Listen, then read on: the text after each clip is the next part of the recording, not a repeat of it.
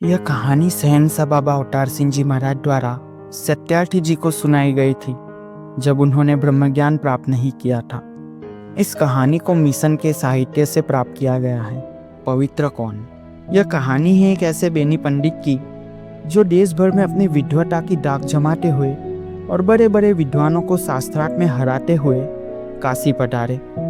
यहाँ के पंडितों ने सोचा कि उन्हें शास्त्रार्थ में परास्त करना असंभव है।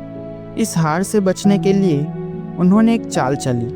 उन्होंने तय किया कबीर को बेनी पंडित से शास्त्रार्थ के लिए कहा जाए। इस प्रकार एक तीर से दो शिकार करने की योजना तैयार की गई। यदि कबीर हार जाते हैं तो उनका कबीर जी से पीछा छूट जाता है, क्योंकि कबीर जी ने उनकी पोल खोलने की सौगंध खा रखी थी। और यदि कबीर जी की जीत होती है तो यह जीत काशी की मानी जाती। कबीर जी ने उनकी याचना को सहर्ष स्वीकार कर लिया, क्योंकि उनके हृदय में सत्य की ज्योत जगमगा रही थी। उनको विद्या से कैसा भय, शास्त्रार्थ की घोषणा कर दी गई। भक्त कबीर जी पूर्ण ब्रह्मज्ञानी थे।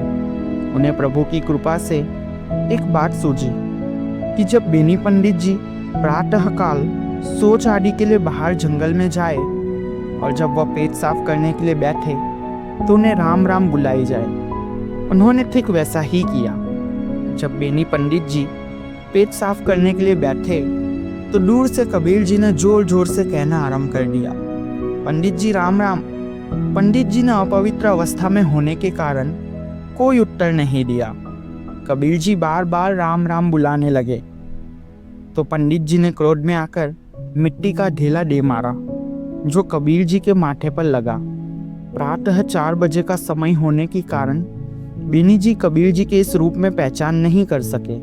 जब शास्त्रार्थ आरंभ हुआ तो कबीर जी ने बड़े आदर से पंडित जी से पूछा, क्या आप बता सकते हैं कि आपने प्रातःकाल मेरी राम राम का उत्तर क्यों नहीं दिया? पंडित जी पहले तो कुछ सटपटाए, पर फिर उत्तर देते हुए कहने लगे, क्या आप इतना भी नहीं जानते कि उस समय में अपवित्र अवस्था में था?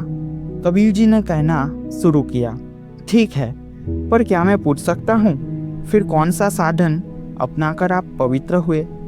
पंडित जी ने कहा, कबीर तुम इतना भी नहीं जानते कि शौच आदि के पश्चात मिट्टी से हाथ मलकर अच्छी तरह से पानी से धो लिए जाते हैं और कुल्ला आदि करके शुद्ध हो जाते हैं। कबीर जी ने विनम्रता से निवेदन किया, पंडित जी मल भी तो मिट्टी का ही रूप है, अंततः यह मल भी मिट्टी में ही मिल जाता है। और फिर जब हम मिट्टी से हाथ धोते हैं तो करोड़ों जीवाणुओं का जाने अनजाने में हनन हो जाता है। और पानी, थोड़ा सोच कर देखो कि पानी में लाखों जीव रहते हैं।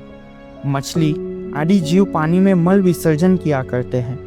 यह पानी हमें कथित अपवित्र स्थिति से छुटकारा कैसे दिलवा सकता है? ठीक इसी तरह पंडित जी वायु आदि में भी जीवाणु विद्यमान हैं, तो पवित्र कैसे हुए?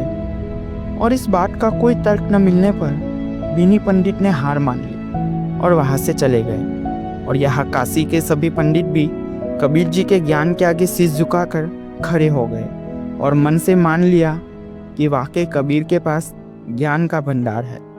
साथियों, कहानी की शिक्षा, संसार की ये भौतिक शक्तियाँ हमें पवित्र कर पाने में असमर्थ है।